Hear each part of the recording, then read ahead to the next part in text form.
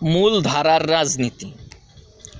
মূলধারার রাজনীতি হচ্ছে যে দেশে যে রাজনীতির প্রচলন রয়েছে সেটাই হচ্ছে মূলধারার রাজনীতি। Hi everybody, I am Junaid Ashrafur Rahman from Bangladesh, Mymensingh district, Nandail municipality 5 number ward. Hello, আমি Junaid Ashrafur Rahman, honours masters LLB. আমার বাড়ি ময়মনসিংহ, বাংলাদেশের ময়মনসিংহ জেলার নান্দাইল পৌরসভার 5 নম্বর ওয়ার্ডে। মূলধারার রাজনীতি হচ্ছে যে দেশে যে রাজনীতিক ব্যবস্থা প্রতিষ্ঠিত আছে, প্রচলিত আছে, সেটাই হচ্ছে মূলধারার রাজনীতি। যেমন আমেরিকাতে যুক্তরাষ্ট্রীয় গণতন্ত্র আছে, সেটাই হচ্ছে সে দেশের মূলধারার রাজনীতি। ভারতে যুক্তরাষ্ট্রীয় গণতন্ত্র আছে, এটাও হচ্ছে মূলধারার রাজনীতি। বাংলাদেশে গণতন্ত্র আছে, সেটাও হচ্ছে মূলধারার রাজনীতি। আবার চীনে কমিউনিজম আছে, চীনে যে কমিউনিজম প্রচলিত আছে সেটাই হচ্ছে চীনের মূলধারার রাজনীতি। আবার উত্তর কোরিয়াতেও কমিউনিজম আছে, সেটা হচ্ছে উত্তর কোরিয়ার মূলধারার রাজনীতি। এমনই সৌদি আরবেও রাজতন্ত্র আছে, মালয়েশিয়াতেও রাজা আছে, থাইল্যান্ডেও রাজা আছে, কিন্তু সৌদি আরবের মতো না। সৌদি আরবে যে রাজতন্ত্র প্রতিষ্ঠিত আছে সেটা হচ্ছে সৌদি আরবের মূলধারার রাজনীতি। থাইল্যান্ডে যে রাজতন্ত্র আছে সেটা হচ্ছে থাইল্যান্ডের মূলধারার রাজনীতি। তেমনি মালয়েশিয়াতে, তেমনি ব্রুনাইয়ে। অর্থাৎ এক এক দেশের এক একটা রাজনৈতিক নিয়ম নীতি আছে, সেটাই হচ্ছে মূলধারার রাজনীতি। এখন মূলধারার রাজনীতির বাইরে রাজনীতি করলে মানুষ সফল হয় না, মানুষ ব্যর্থ হতে বাধ্য হয়। যেমন চে গুয়েভারা, নেতাজি সুভাষচন্দ্র বসু, তিনিরা মূলধারার রাজনীতি ত্যাগ করে নিজেদের মতো করে, নিজেদের মন মতো করে রাজনীতি করতে চেয়েছিলেন, যে কারণে নিজেদের দেশেও সফল হতে পারেন নাই, অন্য দেশেও সফল হতে পারেন নাই। কিন্তু মাও সেতুং, জোসেফ স্ট্যালিন, ওনারা নিজেদের দেশে যে মূলধারার রাজনীতি ছিল সেই রাজনীতি অনুযায়ী রাজনীতি করে সফল হয়েছিলেন। জোসেফ স্ট্যালিন ভ্লাদিমির লেনিনের নেতৃত্বে জারতন্ত্রের বিরুদ্ধে সফল হয়ে নেতা হয়েছিলেন। তেমনি মাও সেতুংও চীনের বিরুদ্ধে, চীনের প্রচলিত শাসনের বিরুদ্ধে আন্দোলন করে সফল হয়েছিলেন। কিন্তু তিনিরা যে দলটা করেছিলেন সেই দলটারও তো কিন্তু একটা প্রচলিত নীতি ছিল, সেই দলের প্রচলিত নিয়ম নীতি অনুসরণ করে তিনিরা সফল হয়েছেন। এখন মূলধারার রাজনীতি থেকে বিচ্ছিন্ন হলে অনেক মানুষই ব্যর্থ হতে বাধ্য হন। যেমন 1971 সালে বঙ্গবীর আব্দুল কাদের সিদ্দিকী সাহেব বীরুত্তম উপাধি পেয়েছিলেন, কিন্তু বঙ্গবন্ধু জীবিত থাকাকালে তিনি মূলধারার রাজনীতি থেকে সরে গিয়েছিলেন। সরে গিয়ে নিজের মতো করে টাঙ্গাইল অঞ্চলে, বৃহত্তর টাঙ্গাইল অঞ্চলে কি করেছিলেন? কাদেরিয়া বাহিনীর তৎপরতা বৃদ্ধি করেছিলেন, যে কারণে সেটা মূলধারার রাজনীতি না হয়ে সেটা একটা উৎপাতে পরিণত হয়েছিল। যে কারণে বঙ্গবন্ধু সেনাবাহিনী পাঠিয়েছিলেন কাদেরিয়া বাহিনীকে কি করার জন্য? দমন করার জন্য। এর কারণ কি? এর কারণ হচ্ছে বঙ্গবীর আব্দুল কাদের সিদ্দিকী 1971 সালের যুদ্ধে অংশগ্রহণ করা সত্ত্বেও তিনি কি করেছিলেন? মূলধারার রাজনীতি থেকে বিচ্ছিন্ন হয়ে গিয়েছিলেন, যে কারণে বঙ্গবন্ধু তিনিকে দমন করার জন্য সেনাবাহিনী প্রেরণ করেছিলেন। তেমনি মূলধারার রাজনীতি থেকে বিচ্ছিন্ন হয়ে গিয়েছিল জাসদের গণবাহিনী বা তৎকালীন বাংলাদেশে অবস্থান করা সমাজতন্ত্রীরা, যে কারণে তাদেরকেও দমন করতে হয়েছিল।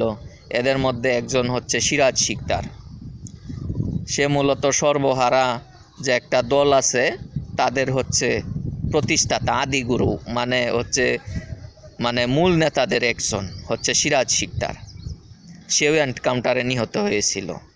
বিশেষ করে যারা রাজশাহী অঞ্চলে বা কুষ্টিয়া অঞ্চলে যারা সমাজতন্ত্রের নামে সর্বহারা রাজনীতির নামে জনগণকে লুটপাট করছিল, রাষ্ট্র এবং সরকারের বিরুদ্ধে সক্রিয় ছিল, ওরা ছিল মূলধারার রাজনীতি থেকে বিচ্ছিন্ন, যে কারণে ওরাও সরকারের প্রতিরোধের মুখোমুখি হয়েছিল।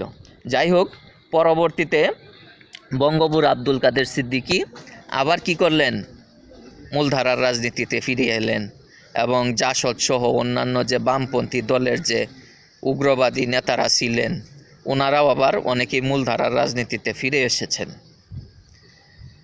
তেমনি যে দেশে যে রাজনীতির নিয়ম প্রচলিত আছে সেই রাজনীতি করা উচিত। এর বাইরে গিয়ে সরকার এবং রাষ্ট্রের বিরুদ্ধে একটা আলাদা বিচ্ছিন্নবাদের মতো কর্মকাণ্ড করা বা আলাদাভাবে মানুষের জানমালের ক্ষতি করা, সেটা কখনোই রাজনীতি হতে পারে না। সেটা হয়ে যায় বিচ্ছিন্নতাবাদ, সেটা হয়ে যায় কি, সেটা হয়ে যায় মূলধারার রাজনীতি থেকে সরে যাওয়া।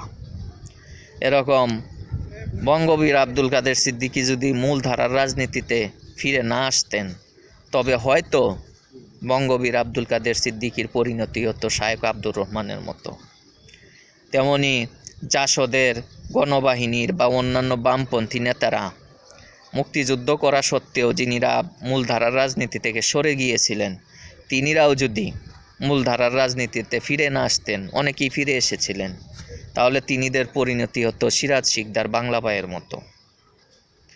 তাই আমি বলবো প্রত্যেক দেশের যিনিরা রাজনীতি করার মতো যোগ্যতা আছেন, রাজনীতি করার মতো সাহস আছে এবং রাজনীতি করার মতো সামর্থ্য আছে, তিনিরা মূলধারার রাজনীতি করেন। বেসিক যে রাজনীতিটা আপনার দেশে প্রচলিত আছে সেটা করেন। অযথাই নিজের দেশের প্রচলিত রাজনৈতিক ব্যবস্থার বাইরে সরে গিয়ে নিজের ক্ষতি করবেন না, সাধারণ মানুষের ক্ষতি করবেন না। এটা আমি অনেক আগে থেকে বলে আসছি, ঠিক আছে, প্রায় 10 বছর আরও আগে থেকে আমি বলছি। মূলধারার রাজনীতি থেকে সরে গিয়েছিল ওসামা বিন লাদেন।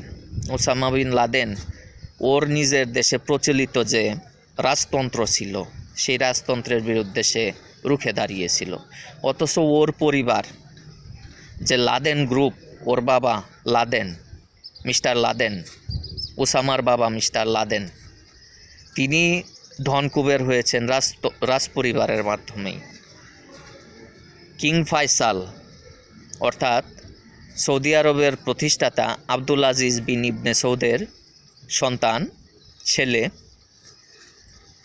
বাদশাহ ফয়সাল ছিলেন লাদেন গ্রুপের প্রতিষ্ঠাতা, লাদেনের কি অত্যন্ত কাছের মানুষ। সৌদি আরবের বড় বড় কনস্ট্রাকশনের কাজগুলো এই ওসামার বাবা লাদেনকে দিয়েই বাদশাহ ফয়সাল করাতেন এবং এখনও সৌদি আরবের বড় বড় কনস্ট্রাকশনের কাজগুলো এই লাদেন গ্রুপেই করে।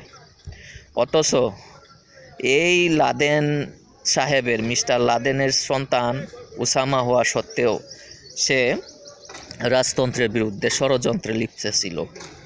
তাই তাকে কি মৃত্যুদণ্ড ঘোষণা করা হয়েছিল। কিন্তু বিন লাদেন অর্থাৎ লাদেন গ্রুপের প্রতিষ্ঠাতা লাদেন ছিলেন রাজ পরিবারের অত্যন্ত কাছের মানুষ, সেজন্য তাকে মৃত্যুদণ্ড কার্যকর না করে তাকে কি করা হয়েছিল, দেশ থেকে বিতাড়িত করে দেওয়া হয়েছিল, যেন বেঁচে থেকে খেয়ে পরে বাঁচতে পারে। অর্থাৎ তাকে কি বেঁচে থাকার সুযোগ দিয়েছিল।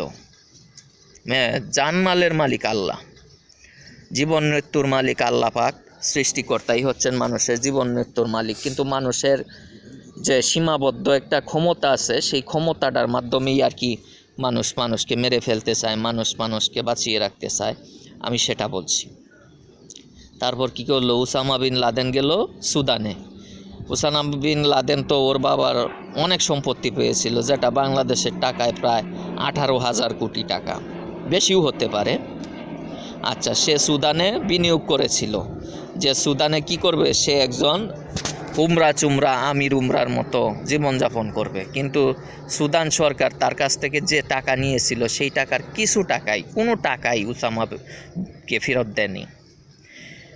ঠিক তখনই শুরু হলো আফগানিস্তানে রাশিয়া বিরোধী যুদ্ধ আমেরিকার সহযোগিতায়। তখন সে কি করলো, সুদান থেকে চলে এলো কোথায়, আফগানিস্তানে। ওর দেখা দেখি অন্য যারা বিচ্ছিন্নতাবাদী ছিল, মিশরের ডক্টর আইমান আল জাওয়াহিরি, ডক্টর আবদুল্লাহ আজ্জাম, ওরা সকলেই আফগানিস্তানের যুদ্ধে অংশগ্রহণ করেছিল। এবং বিভিন্ন দেশ থেকে আধা পাগল যারা আছে, উন্মাদ, ওরাও গিয়ে অংশগ্রহণ করেছিল আফগানিস্তানের যুদ্ধে। নিজেদের দেশের মূলধারার রাজনীতি ত্যাগ করে ওরা গিয়ে যুদ্ধ করেছে আফগানিস্তান। তারপর কি হলো? কিছুই পেল না। ওসামা বিন লাদেন নিহত হলো, আবার ডক্টর আইমান আল জাওয়াহিরিও নিহত হলো।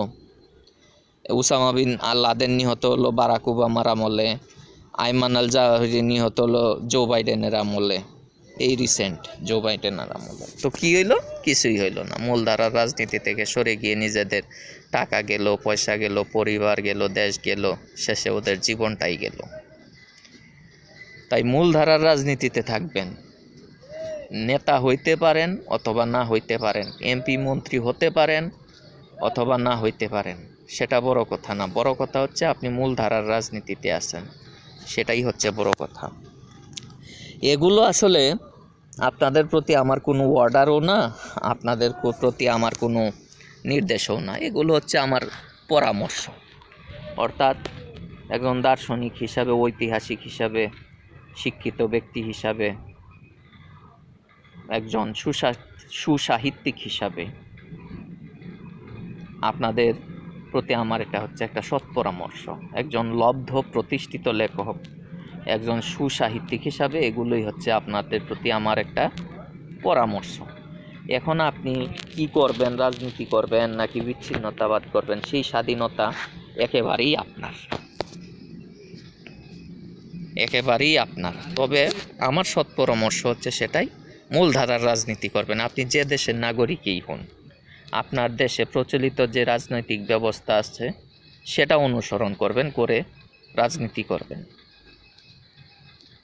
এর বাইরে গিয়ে বিচ্ছিন্নতাবাদকে উস্কে দিয়ে নিজেরও ক্ষতি, সাধারণ মানুষের জানমালেরও ক্ষতি। সকলকে ধন্যবাদ। আসসালামু আলাইকুম।